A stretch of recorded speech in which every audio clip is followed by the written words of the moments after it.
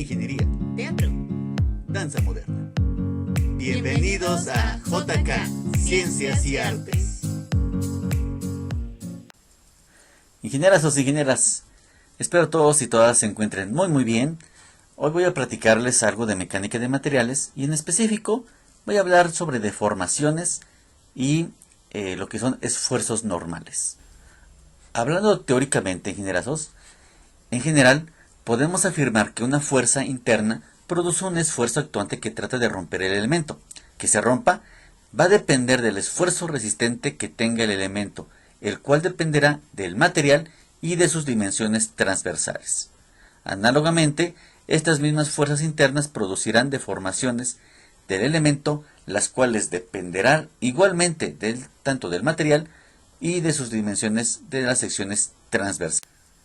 Bien, pues la resistencia de materiales se ocupa del cálculo precisamente de los esfuerzos y deformaciones que se producirán, debiendo garantizar el ingeniero que las deformaciones estén dentro de los límites permisibles y obviamente que no se produzcan roturas.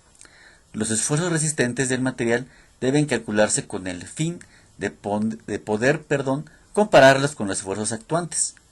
Estos esfuerzos dependen no solo de las dimensiones del elemento estructural, sino de la forma como estén aplicadas las cargas de las cuales pueden producir esfuerzos normales o cortantes dependiendo de las fuerzas o momentos actuantes, sean axiales, transversales o combinados. Debe por tanto determinarse primero que todo si el elemento en estudio está sometido a fuerzas axiales, transversales, en cuyo caso se producirá flexión, momentos torsionales, torsión o una combinación de algunos de ellos. Como en cualquier materia, en la resistencia de materiales se aceptan de entrada unas hipótesis iniciales que, sin afectar en su esencia los resultados de los temas en estudio, simplifiquen el análisis que, pues de otra manera, pues serían demasiado tediosos, demasiado dispendiosos. Bien,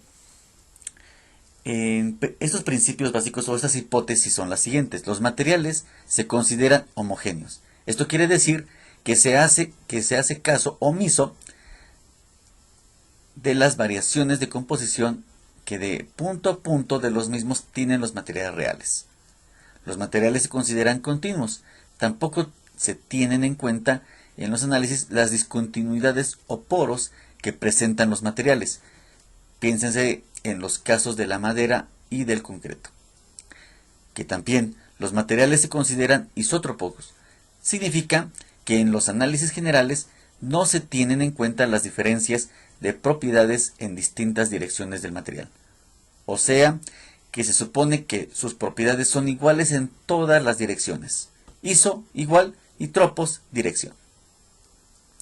No se tienen en cuenta las fuerzas internas de tipo interatómico existentes en los materiales. Solo se consideran las fuerzas causadas por la aplicación de las fuerzas externas. Otro es el principio de superposición. Los efectos de un sistema de fuerzas sobre un elemento son iguales a la suma de los efectos individuales de cada una de las fuerzas. Es válido en el rango elástico lineal, no se verá posteriormente. El principio de Saint-Venant, científico francés, que dice que cuando a un elemento estructural se le aplica una fuerza, los esfuerzos que ésta causa en puntos suficientemente alejados de ella no dependen de la forma concreta en que la carga es aplicada. Bien, ahí pongo un ejemplo de cómo a lo que se refiere. En el análisis estático externo inicial no hay necesidad de considerar las deformaciones de los elementos estructurales. Los cuerpos pueden considerarse rígidos. Ni el tipo de material del cual están hechos, pues estos factores usualmente no tienen incidencia en las reacciones generadas en los apoyos, debido precisamente a las cargas externas. Un ejemplo, si se tiene un objeto suspendido por un cable, no habrá necesidad de considerar el alargamiento del cable para calcular su tensión. El diagrama de cuerpo libre del cable estará sometido a las mismas fuerzas, considérese o no el alargamiento. Bien, pues para avanzar en el proceso de análisis y diseño con el objetivo de definir finalmente las dimensiones y el tipo de material, nosotros como ingenieros tenemos que definir esas dimensiones y también tenemos que definir y seleccionar el tipo de material del cual deberán hacerse los elementos estructurales, es necesario considerar las deformaciones que tendrán estos elementos debido a esas cargas externas y la resistencia, y hay que saber obviamente la resistencia de los diferentes tipos de material. Bien, cuando una fuerza, llamémosla P, actúa a lo largo de una barra, su efecto sobre la misma depende no solo del material, como lo habíamos platicado hace unos minutitos, sino también de la sección transversal que tenga la barra. De tal manera que a mayor sección, mayor será su resistencia de la misma. Entonces, bien, se define como esfuerzo axial o normal como la relación entre la fuerza aplicada y el área de la sección sobre la cual actúa. O en otros términos, como la carga que actúa por unidad de área del material. Y aquí muestro las ecuaciones. La carga P sobre el área de la sección. Y así actúa a lo largo de las secciones transversales o longitudinalmente nuestra carga P. Bien, propongo ingenierazos, ingenieras un ejercicio. Una estructura, la cual es arroja una columna que está soportada por un elemento de cimentación a base de dos tipos dados de diferentes materiales cada dado y que va hacia el suelo. Esta columna soporta una carga axial de 120 kilonewtons, ¿sí? Esta figura la estoy dividiendo en 4 partes. En el punto A, que es donde está la columna, donde está descargada precisamente esa carga axial. En el punto B, donde está la columna en contacto con el dado. En el punto C, cuando cambia la sección de un dado más pequeño a uno más grande. Y en el punto D, donde el dado mayor descarga toda la carga hacia el suelo. Bien, las secciones son diferentes. La columna es circular, las demás son secciones rectangulares. La sección transversal de la columna, ya más adelante en la siguiente diapositiva voy a especificar bien cuál es la sección de la columna. Del dado aquí se muestra que es de 70 centímetros de un lado por 80 de otro, y el dado mayor tiene una sección de 100 centímetros de un lado por 120 centímetros del otro lado. Las alturas del primer dado es de 80 centímetros, del dado más pequeño 70 centímetros de altura, y de la columna tiene una altura de 120 centímetros. Bien, y aquí estoy dando los datos de los esfuerzos admisibles a los que está sujeto cada elemento. El acero tiene un esfuerzo admisible de 77 gigapascales, el aluminio tiene un esfuerzo admisible de 28 gigapascales. Y el último dado, que es el de abajo, también es de acero, que ya mencioné que es de 77 gigapascales. Como podrán observar, tenemos una diversidad de unidades de medida.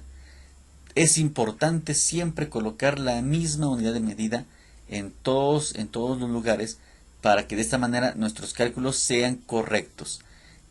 No podemos mezclar unidades de medida. Es súper importante este dato. Uniformizar unidades. Estos son los datos. Vamos a un desarrollo de la columna. La columna es una sección circular, sin embargo es hueca, tiene un diámetro de 40 centímetros el diámetro exterior y el diámetro interior de 36 centímetros. El peso volumétrico del acero es de 7.850 kilogramos por metro cúbico y del aluminio de 2.670 kilogramos por metro cúbico en este caso.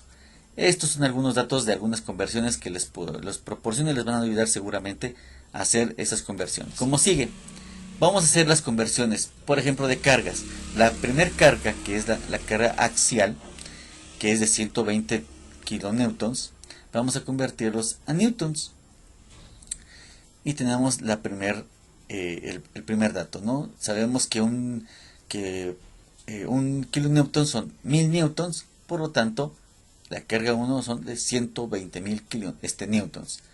La carga vamos a convertirla a kilogramos y sabemos que un newton equivale a de un kilo fuerza, sobre 9.81 newtons. Lo dividimos y tenemos esto, son 12.232.42 kilogramos. Esta es la carga 1. La carga 2, que es, aunque estés hacia arriba, pero tenemos una carga de 50 kilonewtons. Hacemos la misma conversión. Sabemos que un kilonewton vale 1000 newtons. Y entonces tenemos en total 50.000 newtons. Para kilogramos sabemos que un kilogramo de fuerza, es equivalente a 9.81 newtons. Entonces 50.000 newtons sobre 9.81 newtons nos va a dar 5.096.84 kilogramos. Y finalmente la carga 3, que es la parte más abajo de nuestro sistema, tenemos 80 kilonewtons. Hacemos las mismas operaciones. Aquí falló. Aquí son 80.000 newtons, como está aquí ya. Aquí la corrección. Perdón, ingenierazos. Y entonces tenemos 80.000 newtons. Y hacemos la misma conversión y nos da 8.154.94 kilogramos. Y ahora hacemos la misma conversión, pero con los esfuerzos admisibles. Empezamos con el esfuerzo admisible del acero, que como dato nos habían dicho que son 77 gigapascales. Vamos a convertirlo a pascales. Un gigapascal equivale a 1.000.000.000 de pascales. Entonces simplemente se multiplica los 77 por 1.000.000.000 y tendremos 77 por 10 a la 9 pascales.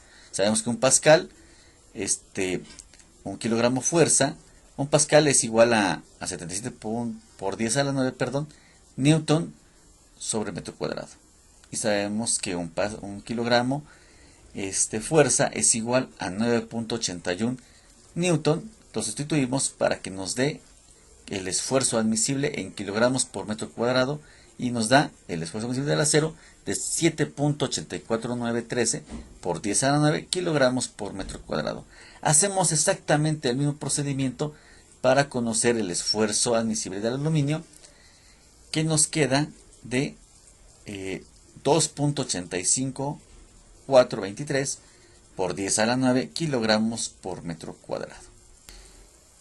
Bien, ahora sí nos vamos a calcular los esfuerzos actuantes en cada punto. En el punto A, en el punto superior de la figura, que es la columna, es el círculo. Entonces, aplicamos la ecuación del esfuerzo actuante, que es la carga sobre el área.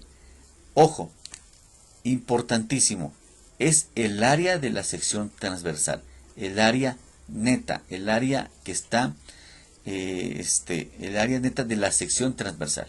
Entonces, sustituyendo los valores, ya tenemos las cargas en kilogramos. Ahorita ya convertimos los newtons a kilogramos. Tenemos la carga, que son 12.234.42 kilogramos, y lo dividimos entre el área, pi por diámetro al cuadrado sobre 4.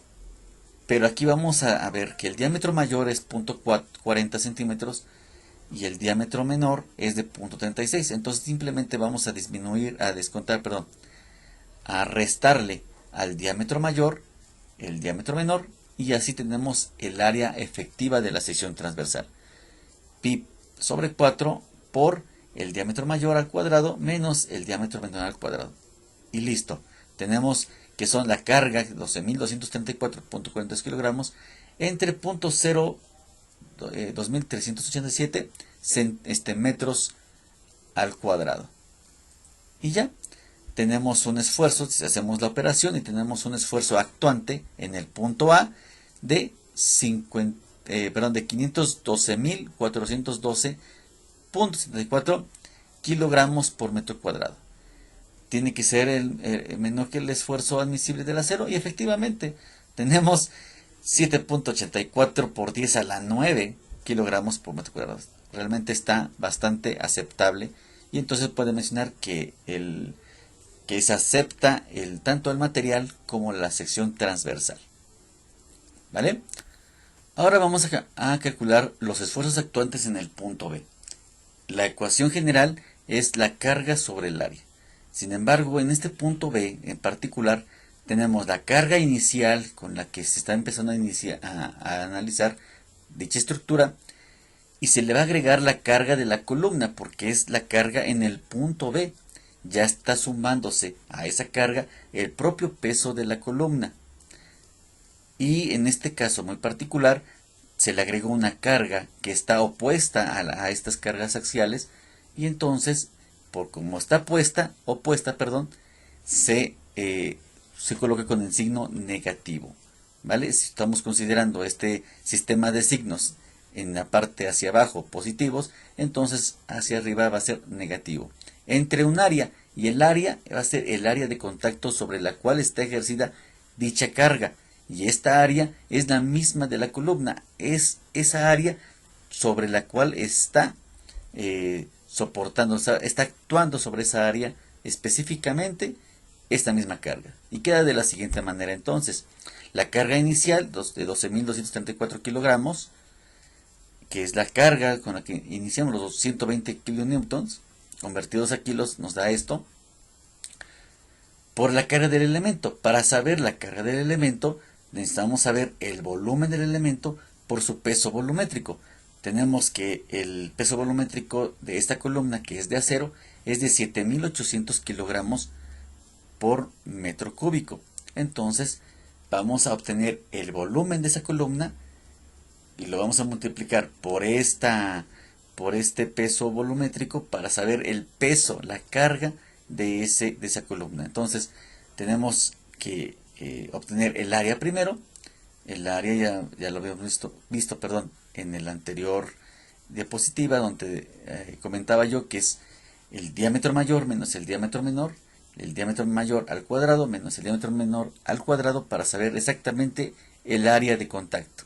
Y entonces tenemos pi cuartos por 0.4 al cuadrado menos 0.36 al cuadrado, nos da un área por la altura del elemento. Ya por la altura nos va a dar un volumen, y eso lo multiplicamos por el peso volumétrico, que es de 7.850, menos la carga 2, la carga 2, que es negativa porque está, vuelvo a repetir, es opuesta a la carga inicial. Y entonces ya es todo esto sobre el área, vuelvo a repetir, el área de nuestra columna, el área circular.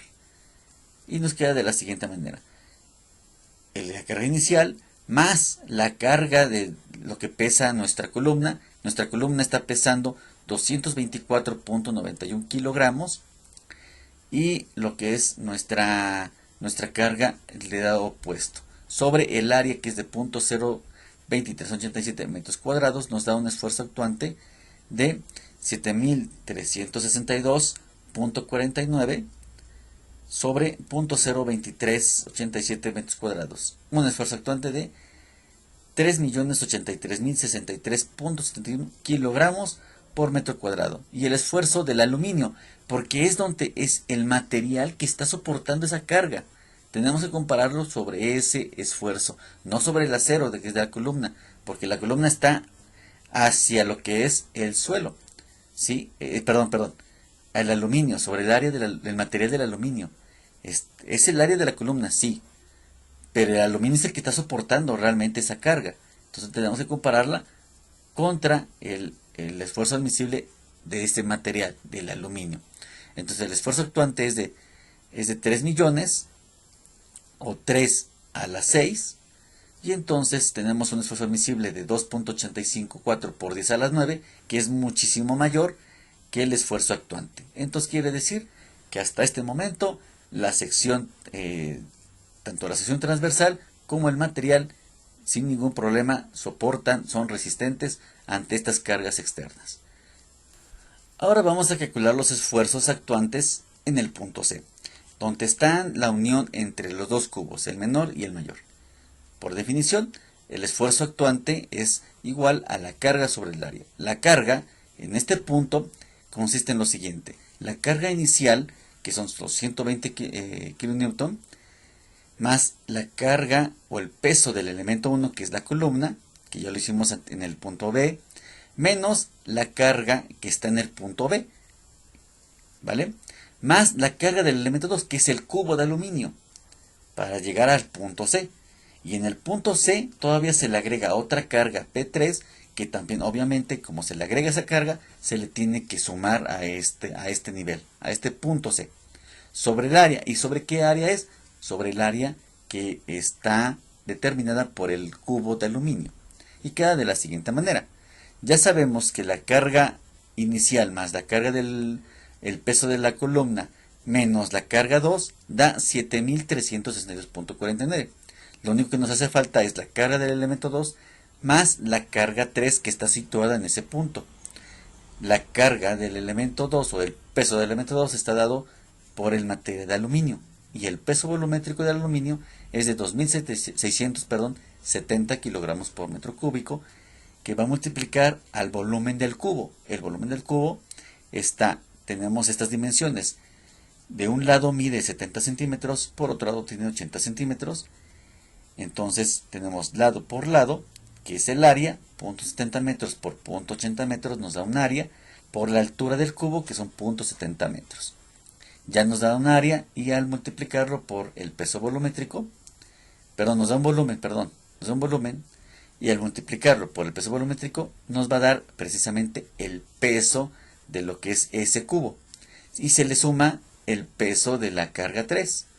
Todo esto dividido entre el área del cubo de aluminio, que es de 0.70 precisamente por 0.80. Al sustituir todos los valores, tenemos lo siguiente. Tenemos la carga de la carga 1 más el elemento 1, o sea, la columna, menos la carga 2, son 7362.49, más el peso del cubo de aluminio, que son de 1046.64, más la carga 3. Esto entre 0.56 metros cuadrados, que es el área del cubo menor, nos da un esfuerzo actuante de 16.564.07 kilogramos sobre 0.56 metros cuadrados. Esto nos da un esfuerzo actuante de 29.578.69 kilogramos por metro cuadrado. Esto, el acero es el que está soportando esta carga. Entonces, el acero tiene un esfuerzo admisible de 7.849 por 10 a la 9 kilogramos por metro cuadrado. Está sobradísimo el material. A lo que yo me refiero, ingenieros, es que tanto el área transversal de la sección como el tipo de material soportan sin ningún problema todos los esfuerzos. Ahora bien, algo que cabe mencionar aquí, observen cómo el área neta de la columna, que es muchísimo menor a lo que es el cubo, pues obviamente el esfuerzo actuante fue mayor. Sin embargo, fíjense, la carga en el punto B, por ejemplo, es menor, porque nada más fueron los 7.362.49 kilogramos. Nada más fue esa carga. Pero el área, como fue menor, el área de la columna fue menor, el área de contacto, el área sobre la cual está ejerciendo esta carga es menor. El esfuerzo actuante fue mucho mayor que en el punto C, porque el área es mayor, hay más área de contacto, ¿vale? Y es por eso que es un esfuerzo actuante menor, y que si comparamos con un esfuerzo del acero admisible, pues obviamente es aceptable. Perdón. Finalmente vamos a calcular el esfuerzo actuante normal en el punto D, ya el que está directamente descarga hacia el suelo, esta cimentación hacia el suelo, perdón. Entonces tenemos ahora sí toda la sumatoria algebraica de todas las cargas que actúan, de todos los elementos de cada uno de los materiales diferentes y cada una de las figuras y áreas diferentes de todo lo que constituye esta estructurita. Hacemos la sumatoria algebraica y nos da de la siguiente manera. Ya sabemos hasta el punto del dado 2, que es el dado, o del elemento 2, que es el dado de aluminio. Hasta ese punto nos da 16.564.07 kilogramos. Lo único que nos hace falta, única y exclusivamente, es el peso del cubo de acero. El cubo de acero tiene unas dimensiones de 1 metro por 1,20 por 80 centímetros de altura. Nos da un volumen y lo multiplicamos por 7.850 kilogramos por metro cúbico y ya nos da un peso. Esto nos da 16.564.07 kilogramos más 7.536 36 kilogramos es el peso de este cubo entre el área, que es de 1.20 metros cuadrados. Este esfuerzo, entonces, por lo tanto, hacemos la sumatoria de 16.564 más 7.536, nos da 24.100.07 kilogramos entre 1.20, nos da un esfuerzo actuante de toda la estructura hacia el suelo de 20.083.39 kilogramos por metro cuadrado. Y esto está hacia el suelo. Vamos a ver, a compararlo con el esfuerzo admisible del suelo. Es con el que está toda la estructura, está en contacto sobre el suelo. Y entonces tenemos que el suelo soporta 3.87 por 10 a la 7 kilogramos por metro cuadrado. Está realmente pues aceptable toda esta estructura hacia el suelo. El suelo soporta sin ningún problema toda esta carga. ¿Vale? Hasta aquí concluimos los esfuerzos actuantes. Vemos ya, hicimos el análisis para saber si todos los esfuerzos actuantes comparados con el esfuerzo admisible o el esfuerzo resistente son admisibles. Y ya vimos que sí, así que no hay ningún problema. Y vamos a ver cómo se comporta la estructura y cómo se deforma, se alarga. Vamos a determinar la deformación entre los puntos A, B, C y D. ¿Cómo se calcula? Necesitamos saber el módulo de elasticidad de los diferentes materiales. En el caso del acero, tenemos un módulo de elasticidad de 200 gigapascales como dato, o lo que es lo mismo 2.039 por 10 a la 10 kilogramos por metro cuadrado. El módulo de elasticidad del aluminio es de 70 gigapascales, o lo que es lo mismo de 7.138 por 10 a la 10 kilogramos por metro cuadrado. Bien, ahora vamos a ver, de acuerdo a estas características, vamos a ver cómo se comporta y qué tanto se deforman cada sección. Vamos a ver la sección primero de A a B, que tenemos una altura de 120 centímetros. Vamos a ocupar la ecuación que ya en su momento en clases les he comentado para saber el alargamiento de cualquier material. Es la carga por la longitud entre el área de la sección transversal por el módulo de elasticidad o el módulo de Young. Tenemos una carga, vamos a ponerla negativa. ¿Por qué? Porque si realizamos la suma, hacemos un diagrama de cuerpo libre y hacemos la sumatoria de fuerzas en Y hacemos la conversión de sentido hacia arriba positivo, tenemos esta carga de 120 kilonewtons en sentido negativo. Entonces son 12.000, son 120 kilonewtons, lo que equivale a 12.234.40 kilogramos por la longitud, que es de 1.20 metros. Por el área transversal, que ya lo platicamos, que es de lo que es la columna, una columna metálica, con un hueco que tiene un diámetro de 0.36 metros.